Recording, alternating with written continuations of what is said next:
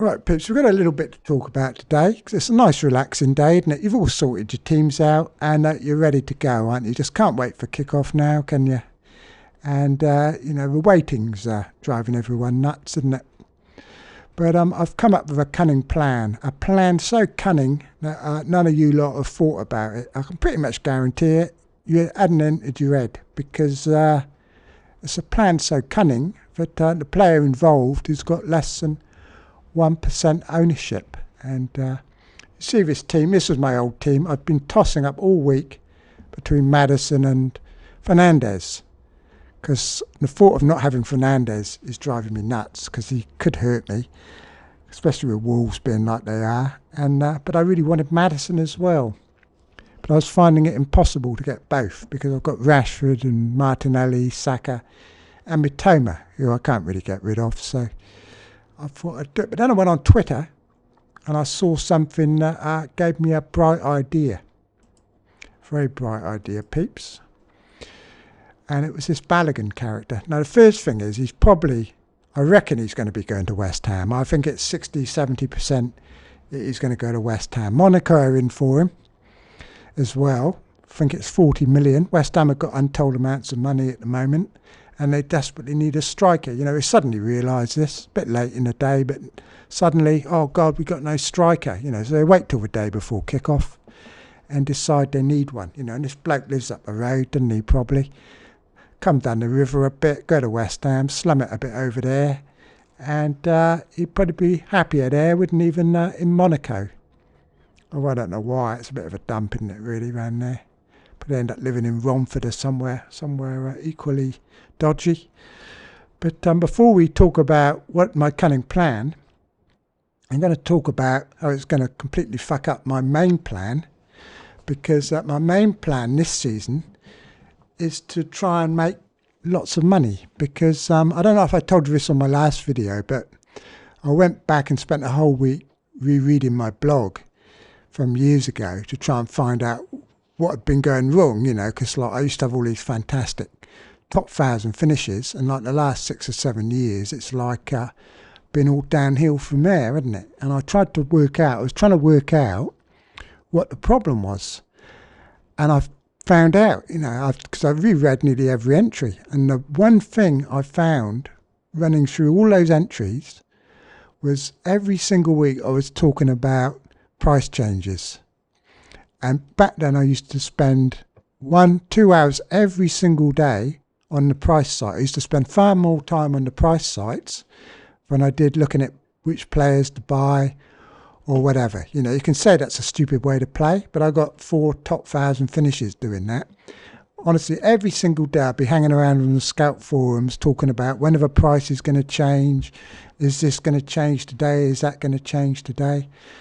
And by Christmas, I'd normally have like 108, 110 million in the bank.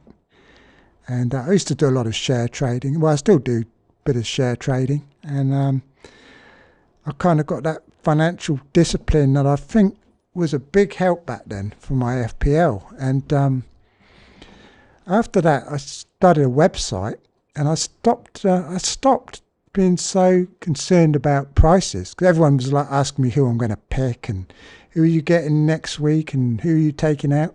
So I'd be spending all my time looking at players and not as much time looking at prices. And I think that's where the slippery slope started. And I started, instead of concentrating on managing the team and managing the finances, I started concentrating on which players to buy. And I know you might think that's what the game's all about, but it's not. There's a whole industry built up now, all these content creators, and all they're doing is telling you who to buy, aren't they? Like it's the magic bullet. Well, I can tell you now, peeps, it isn't, because we can all pick the players. We all know how to pick players. You only have to look at Twitter when everyone's got the same team to know that we're all good at picking players. You might have Bakar sitting behind his paywall, charging people to look at his team or whatever, but you can guarantee that it's the same team that 99% of Twitter's got anyway, because we all know how to pick players and what good FPL players are, don't we? We all know that Fernandez is a premium quality player for FPL, and we know that certain other players aren't. So you've got to wonder why We've all got this same information, but time and again, some people finish ahead of other people, don't they? I mean, I know there are a few people that are really good at picking players. People like Late Riser and Mark Southerns, they're really good at picking players and spotting players that other people can't. I can't do that. I'm not like that. Most of us can't. You know, I said at the time, I'm no better at picking players than anybody else. So what I realised was my success had nothing to do with picking players, or very little. I mean, it did have some, and planning, you know, got all that down. But the main thing was the financial management of the team. And I was going to recreate that this year. Because now I've realised the secret formula that I'd lost, I was going to recreate it this season. I am going to recreate it. But the problem is, this Balogun character, 4.5 million, if he moves to West Ham and Kane leaves, for example, then it's going to be game over for the finances. It's going to really simplify the game. It's no longer going to become about looking after your finances at all. It's just going to be purely like you can pick basically whoever you want. If people have got 4.5 million Balogun as a starter, then they're going to have no problem fitting in Salah, Haaland and all the other people. Basically anyone you want. Money's not going to matter, basically. So I'm a bit worried about that. I'm just hoping, fingers crossed, that Kane stays. Because if Kane stays, even with this Balogun, people will not be able to afford Kane, Salah and Haaland. Well, not very easily anyway. But all this has given me an idea, because I thought, as soon as I saw Balogun, I thought, I know, I'll get rid of Sims and I'll put Balogun in my team. What can go wrong? You know, so I went off to my team to put Balogun in. And of course I realised that he's an Arsenal player, and I've already got 3 Arsenal players, haven't I? So then I thought, hang on a minute, look, maybe with this new information, maybe Martinelli is suddenly not indispensable and I can get rid of the prick. So I chucked him out and I brought in Maddison and Fernandes. So now I've got Maddison and Fernandes, which is one I wanted all along.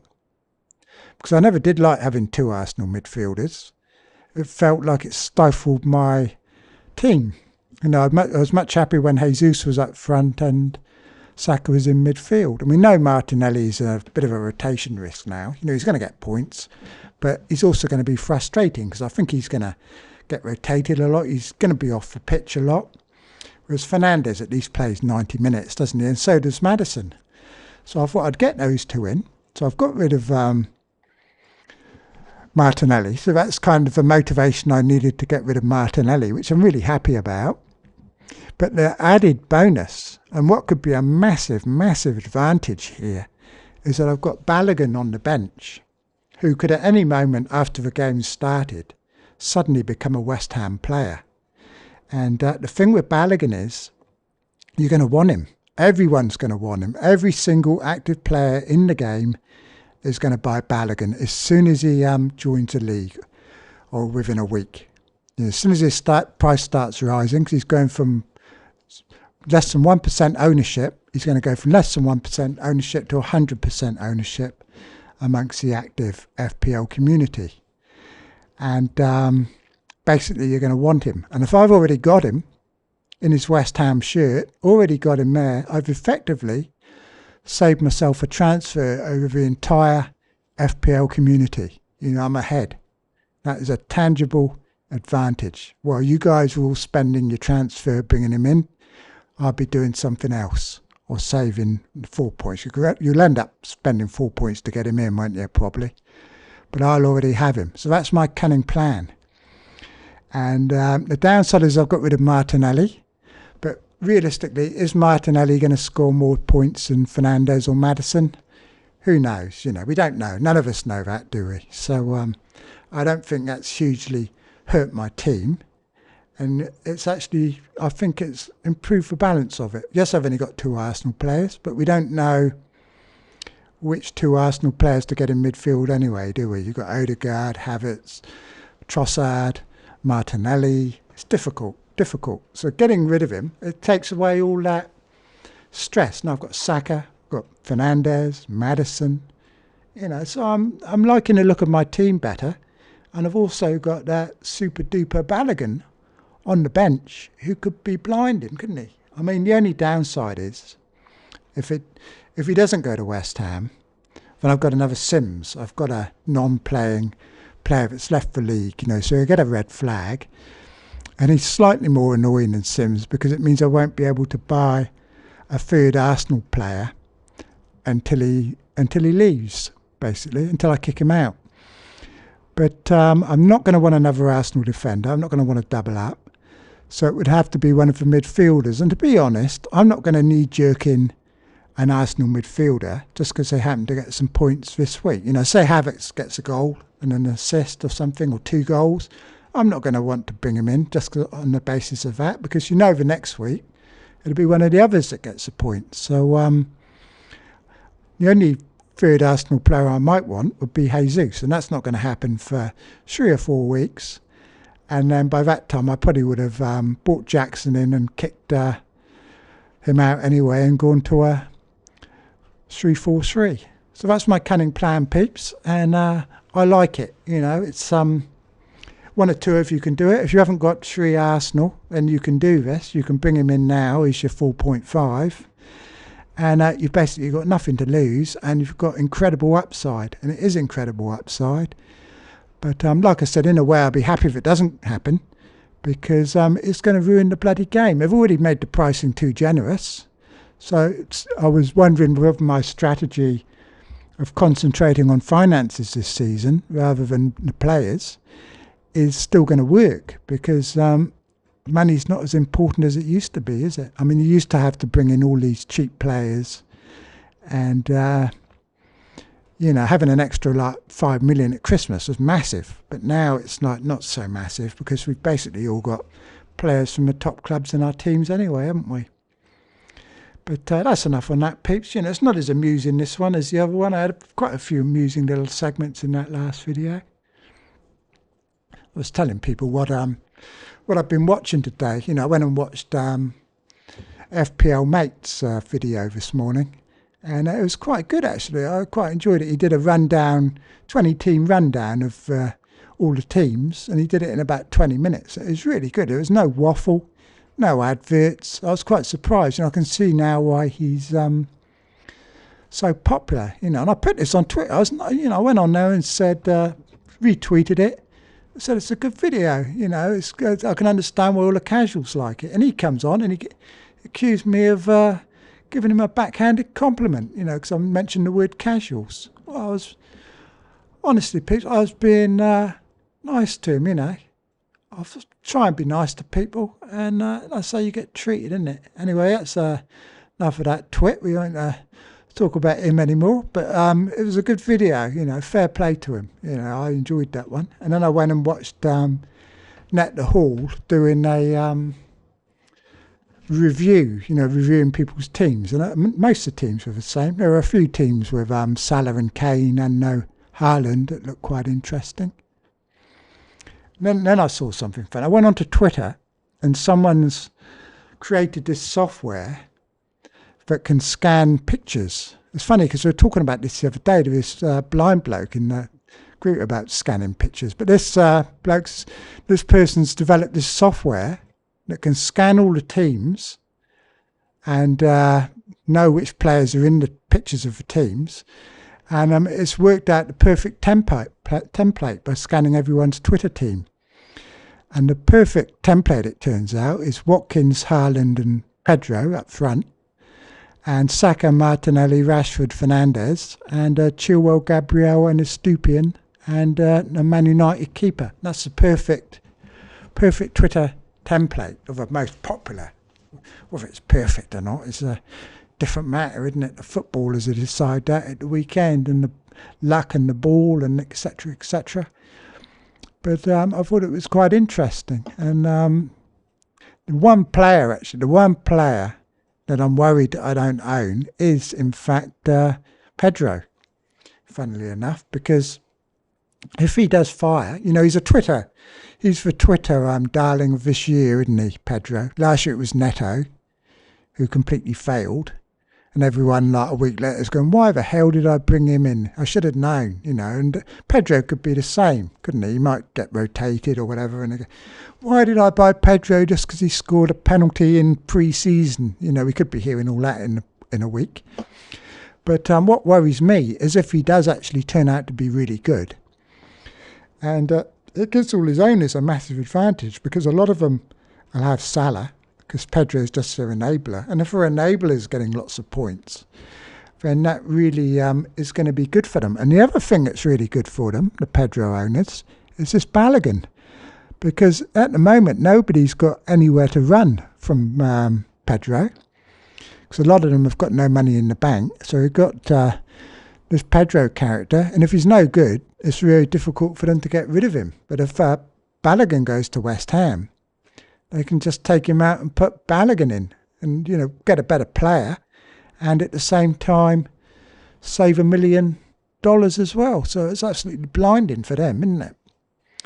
But the flip side, of course, is as soon as, say, he goes next week, Balogun, what's going to happen is all the Pedro owners, they're not going to wait till after Brighton have had 3 games. They're going to want him straight away. As soon as he's on that list, they're going to sell their Pedros and all their other cheap players, and their prices are all going to absolutely tank, because like 100% of people are going to go and buy Balogun, you know. So it's going to be carnage on the markets, carnage. So that's why I've got him in now. And like I said, there's a bit of downside. I could end up being stuck without being able to get a third Arsenal player. Although, to be honest, game week 3, I'm more looking at Tottenham and Chelsea players anyway, rather than having 3 Arsenal players. I think Martinelli would have been the one making way. Matomi's going to go probably after 3 weeks as well, for whoever. It could be Richarlison or Son or somebody. Well, it won't be. It actually won't be, because I haven't got much in the bank now. But if Balogun does join West Ham, it won't matter how much I got in the bank, will it? Because I'll just better get rid of Matoma and make him a 4.5 that just sits on my bench. That'll give me an extra 2 million, because I'll be playing Balogun every week.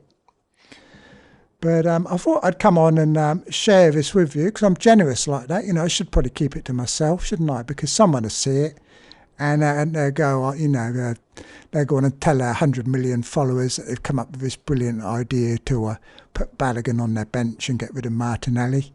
And before you know it, everyone will, you know, because there's only like a day and a half now till lockdown, isn't there? So we'll see. There might be some more news on the transfer by then, but I doubt it's going to happen that quickly. You know, they normally take a week or so, don't they, to happen. But maybe even by game week 2, we could find that Balogun's in a different shirt. I don't know what colour it is. What colour is it? Claret, is it? Claret coloured shirt. But hammer and sickle, whatever they've got. But he could be a West Ham player, which should be good, wouldn't it? Because as soon as that happens, then I can get another Arsenal player if I want. Anyway, peeps, that's about it. You know, I've waffled on long enough. You're sick of me now. And I'll tell you what, you're not the only ones, because the cat thoroughly sick of me. And so is the missus, because I've been waffling away for an hour and a half just to do a 15-minute video. Because every time I do it, I find there's something wrong with the sound. So if this one's gone wrong, you won't actually hear it anyway. So if you're hearing it, you'll know it was a cracking success, peeps. Cracking success. Anyway, I'm off now, and I'll talk to you all later. Anyway, I'll try and get back before the deadline, and hopefully this is my final team. I'll just say before I go, the keeper issue. I'm not sure on these 2 keepers yet. I've actually spent the extra $500,000 to have 2 playing keepers. I don't know if I bother rotating them. I don't care if the one on the bench gets more points than the other one, but I want to have a spare one just in case something happens to my main keeper, and I don't want to get stuck with a 4 million keeper it isn't actually playing. You know, you could have Turner, but I've got sneaking suspicion Henderson's going to join in a week or 2, and you might not even have a playing keeper anyway. And what was I going to say? Oh, the other thing is, if Balogun joins West Ham, I might better get in a cheeky bench boost, because I'd have Balogun, Johnson, Baldrick, and Torres on my bench. So if they had good fixtures in any particular week, I could get away with a sneaky bench boost there, I think. So it might be worth doing. I don't want to do it in game week 1 particularly, but maybe I'll do it the week before a wild card or whatever. I don't know. But there could be an opportunity, couldn't there, to do that? Anyway, I'm off now. And like and subscribe. And remember, you heard it here first, peeps. And that's what you get. You know, if you listen to this show, you get some good stuff. Anyway, okay, so cheers for now.